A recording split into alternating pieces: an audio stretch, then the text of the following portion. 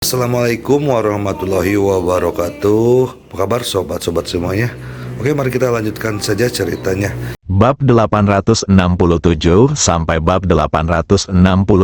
Bab 867 mengunjungi Gang Pahlawan lagi. Dalam 2 hari berikutnya, Ji Fei tidak meninggalkan Susan, tetapi menyembuhkan tubuh Gao Chuang dan membiarkan Phoenix pulih. Selama periode ini, dia memeriksa situasi di Susan, terutama keluarga Chu. Ketika dia melihat bahwa berbagai bahan obat berharga milik keluarga Chu saja bernilai miliaran, dia benar-benar terkejut dengan keluarga Chu. Akhirnya, Ji Fei menelepon Si Bin dan memintanya untuk datang dan membuang semua properti, lalu meminta Gao Chuang untuk tinggal bersama Si Bin dan melindungi Si Bin. Saat merawat Gao Chuang, dia menemukan bahwa Gao Chuang sangat kuat, bahkan lebih kuat dari Gao Heshan. Bakat seperti itu tidak boleh dilewatkan. Adapun Gao Chuang, di dalam hatinya, Ji Fei adalah orang tua yang terlahir kembali dan tuannya, jadi wajar saja dia bisa melakukan apapun yang diperintahkan. Melihat Ji Fei hendak pergi, Si Bin segera berkata, "Tuan Ji, grup Chuangshi kami kali ini mencaplok keluarga Chu dan bersiap untuk bergabung ke dalam grup Li. Mohon persetujuannya." Aset keluarga Chu tidak kalah dengan grup Chuangshi, atau bahkan lebih, dengan harta yang begitu besar. Dia harus memberikan penjelasan kepada Ji Fei, agar dia layak untuk Ji Fei, jadi dia mengambil inisiatif. Namun, Ji Fei hanya tersenyum dan menepuk pundaknya. Ambil alih saja masalah ini. Sedangkan untuk merger, tidak perlu. Si Bin kembali tersentuh oleh kepercayaan Ji Fei. "Tuan Ji, kapan saya bisa pergi bersamamu?" Dia ingin keluar dan bertualang dengan Ji Fei. Ji Fei menggelengkan kepalanya. "Perkembanganmu harus tetap fokus pada bisnis. Bantu saja istriku berkembang di masa depan." Si Bin langsung terharu saat mendengar Ji Fei telah memposisikan dirinya untuk membantu perkembangan Li Ruoxi. Hanya mereka yang percaya pada dirinya sendiri yang akan menyerahkan perkembangan istrinya ke tangan orang lain. "Tuan Ji, jangan khawatir. Bahkan jika saya, Si Bin, menyerahkan hidup saya akan tetap mengabdikan diri untuk pengembangan grup Li." Ji Fei menepuk bahu Si Bin lagi. "Jangan terdengar terlalu heroik. Kalau menyangkut hidup dan mati di Mal, aku di sini." Si Bin merasa sedikit malu diberitahu hal itu, dan mengangkat tangannya untuk menggaruk bagian belakang kepalanya. Berpikir bahwa Ji Fei dapat dengan mudah berurusan dengan keluarga Chu, dia merasa bahwa dia benar-benar tidak dapat dibandingkan dengan Ji Fei, dan dia semakin mengagumi Ji Fei di dalam hatinya. Ji Fei pergi bersama Feng Huang. Setelah kedua orang itu keluar, "Tuan, apakah Anda benar-benar ingin Si Bin berpartisipasi dalam pengembangan Li Group?" Phoenix memandang Ji Fei dan bertanya. Ji Fei mengangguk. "Sekarang dengan semua hal yang terjadi di Longtang, Hongmen dan Suzong Eli, saya tidak punya banyak energi untuk dicurahkan pada pengembangan grup Li. Meskipun Si Bin, seorang pemuda, sombong, dia sangat luar biasa. Bakat seperti itu layak untuk dikembangkan." Phoenix tidak berkata apa-apa. Ayo pergi ke Hero Eli." "Pergi ke sana lagi?" Phoenix bertanya dengan hati-hati. Terakhir kali dia pergi ke sana, dia hampir mati di Hero Eli, jadi dia sangat waspada. "Sekarang setelah kamu pulih, sekarang saatnya kita memberi pelajaran kepada orang-orang di Suzongland." Ji Fei tiba-tiba dipenuhi rasa bangga. Phoenix memulihkan pikirannya dan mengangguk. "Oke, aku pasti akan membunuhnya kali ini." Ji Fei tersenyum tipis. Keduanya naik taksi ke Hero Eli. Hari ini berawan, dan Heroes Land terlihat agak dingin. Saat hari cerah, cuaca panas dan tidak banyak orang di Hero Alley. Tapi sekarang mendung, Heroes Land dingin, dan tidak banyak orang juga. Sepertinya tidak banyak orang yang benar-benar mengagumi pahlawan. Phoenix hanya bisa menghela nafas. Ji-Fei tidak berkata apa-apa dan hanya berjalan menuju Hero Alley. Seperti apa sudutnya, tiba-tiba terdengar teriakan seorang wanita dari depan. Ji-Fei dan Feng Huang merasa sedikit familiar dan segera mendongak.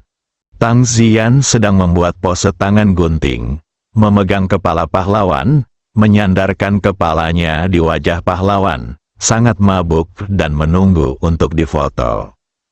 Dan Tang Hao berdiri di tanah, memegang ponselnya untuk memilih sudut pengambilan gambar.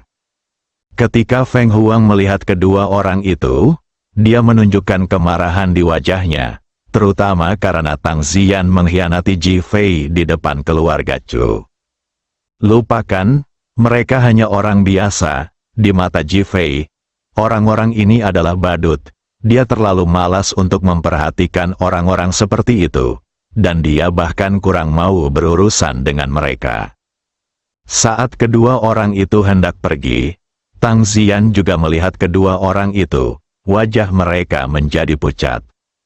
Apalagi ketika saya mendengar dalam 2 hari terakhir bahwa keluarga Chu telah ditutup dan pemilik Susan telah menjadi grup Chuangxi. Saya masih kaget dan takut.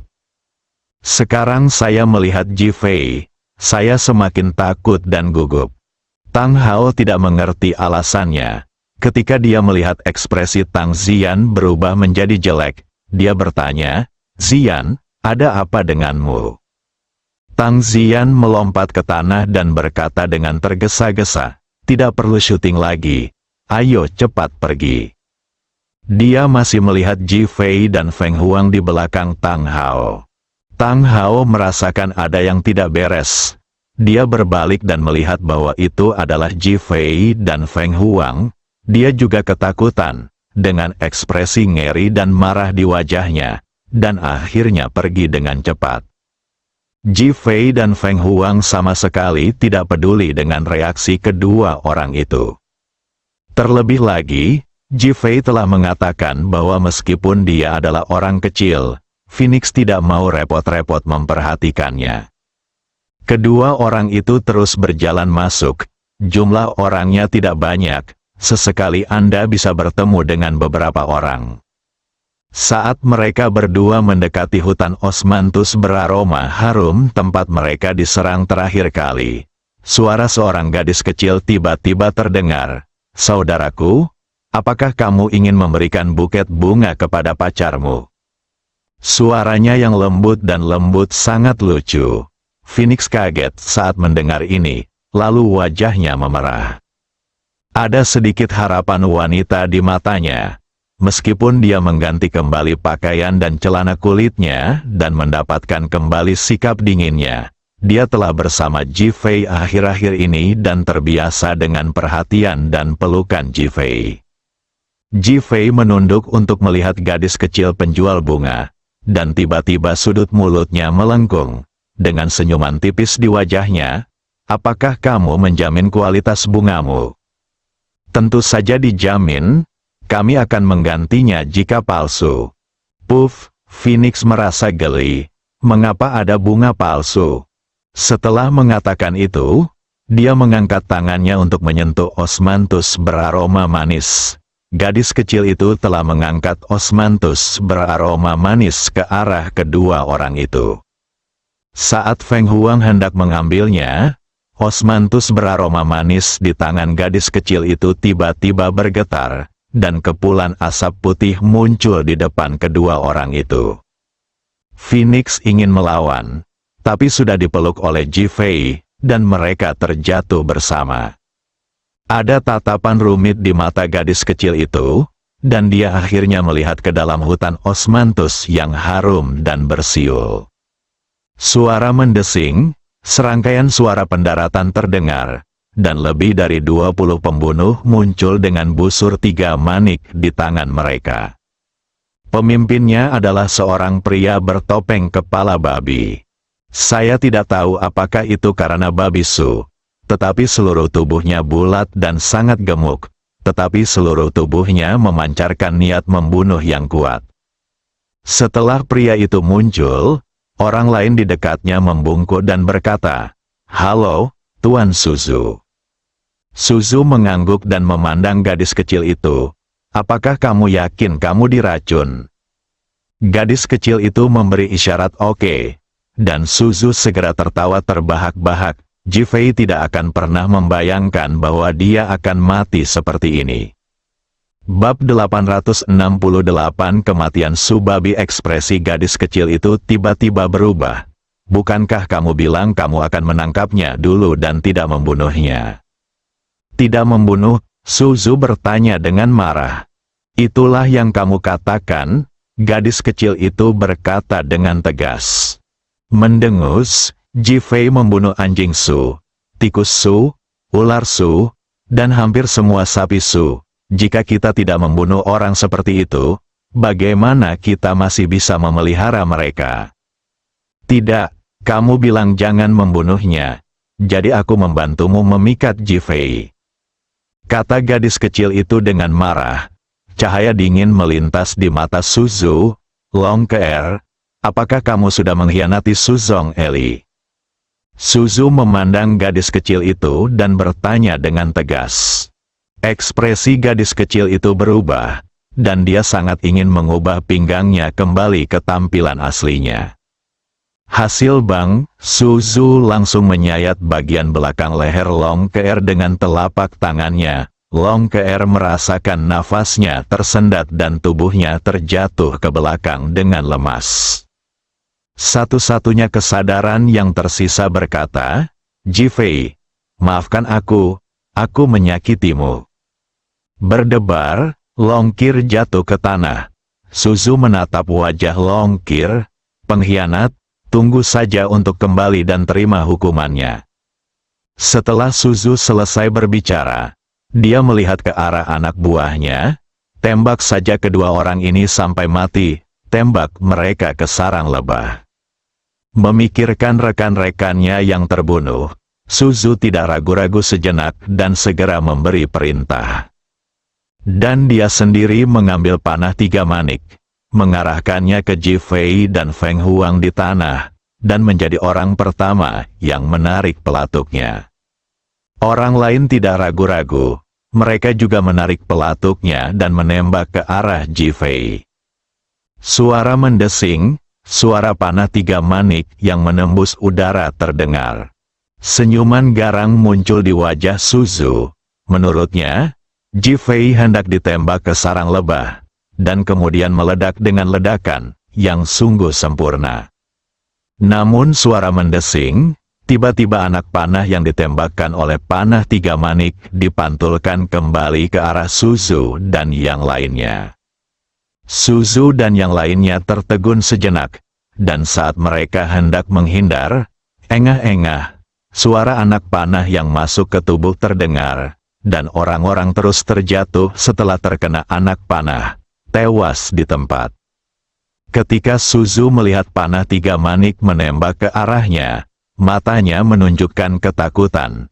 Dia segera mundur dan ingin menghindarinya. Tiba-tiba, matanya kabur dan sepasang tangan mencubit lehernya. Dia sangat gemuk sehingga dia tidak bisa memegangnya dengan satu tangan. Suzu dengan cepat mendongak, dan Jifei meraih lehernya dengan kedua tangan, senyum tenang di wajahnya. Wajah Suzu pucat dan penuh keterkejutan. Dia tidak percaya. Bukankah Jifei dan yang lainnya pingsan setelah dibius? Bagaimana dia bisa berdiri di depannya tanpa cedera? Bagaimana kamu melakukan itu?" Suzu dengan jelas melihat Jifei dan Feng Huang diracuni. Dan racun itu adalah obat yang dia persiapkan secara khusus untuk membuat kedua orang itu benar-benar koma. Namun di luar dugaan gagal. Wajahnya penuh ketegangan. "Kamu sedang dalam perjalanan." Jifei tidak repot-repot menjelaskan dan mulai menggunakan tangannya dengan keras. Tubuh Supik sangat gemuk sehingga tidak bisa menahan lehernya dengan kedua tangannya. Namun di bawah pengaruh tangan Ji Fei, itu menjadi semakin tipis, dan terdengar suara retakan tulang. Wajah Suzu berwarna ungu dan biru, dan dia terus menarik napas dalam-dalam untuk beradaptasi dengan kekuatan tangan Ji Fei, sambil terus berjuang keras. Kaki kanannya tiba-tiba terangkat dan menendang ke arah kaki Ji Fei, mencoba mematahkan kaki Ji Fei. Pengadilan kematian, Ji Fei berteriak dengan marah, dan menggunakan tangannya untuk mengerahkan kekuatan. Dengan sekali klik, tulang leher babi Su benar-benar hancur. Kepala bundar itu jatuh langsung dari lehernya, dan kulitnya terkoyak dan terkoyak. Kasihan Suzu, dia mati bahkan tanpa menjerit. Feng Huang berdiri di samping Ji Fei.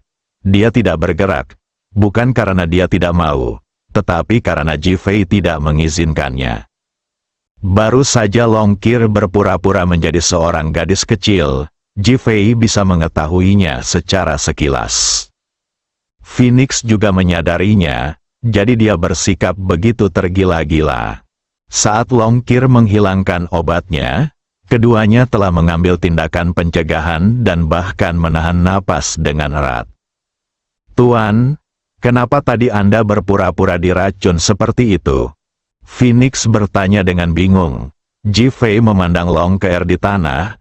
"Saya ingin melihat apakah Long Qir ini ingin membunuh kita."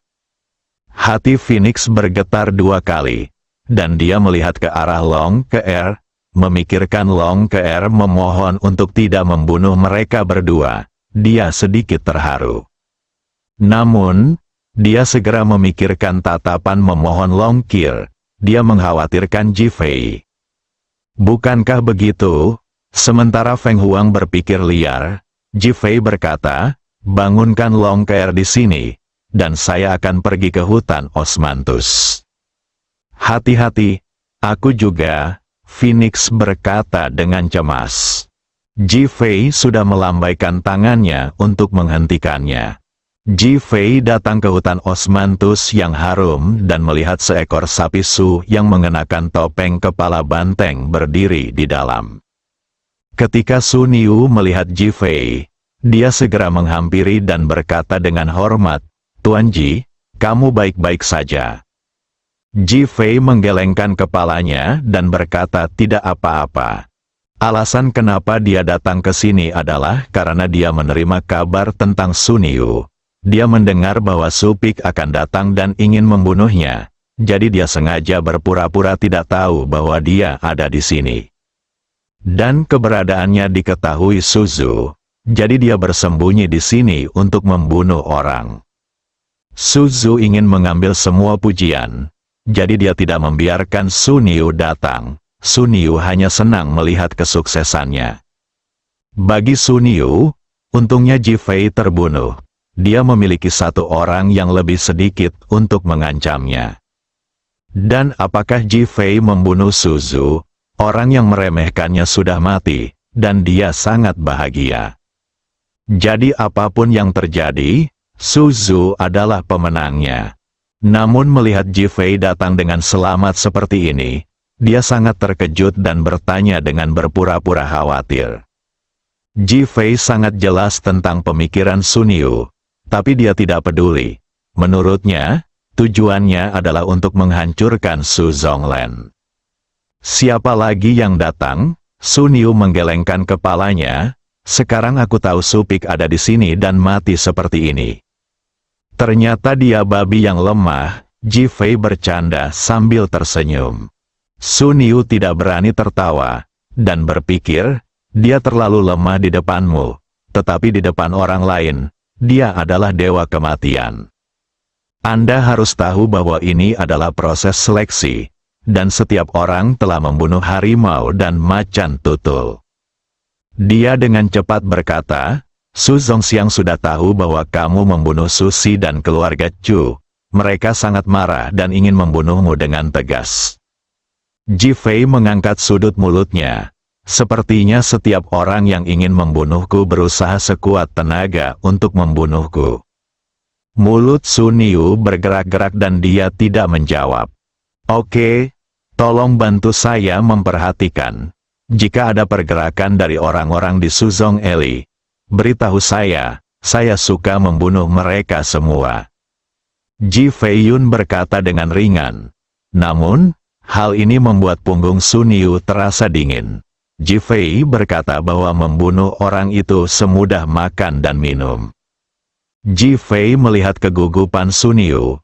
Kamu juga harus melindungi dirimu sendiri. Hati-hati agar tidak ketahuan. Sun Yu tidak menyangka Ji Fei akan mempertimbangkannya, dan ada kegembiraan di wajahnya. Terima kasih. Ji Fei melambaikan tangannya dan berbalik untuk pergi. Pembunuh medali emas di Suzong Eli telah diberangkatkan. Kamu harus berhati-hati. Mereka membunuh lebih kejam dan terampil daripada kita. Sun Yu tergerak oleh Ji Fei dan berinisiatif untuk berbicara. Ji Fei mengangguk. Ayo, biarkan badai semakin dahsyat. Sun Yu tetap diam dan tidak berbicara. Ji Fei sudah keluar. Long Ke'er sudah bangun. Ketika dia melihat Ji Fei, dia berteriak dengan semangat. Maaf, bersambung.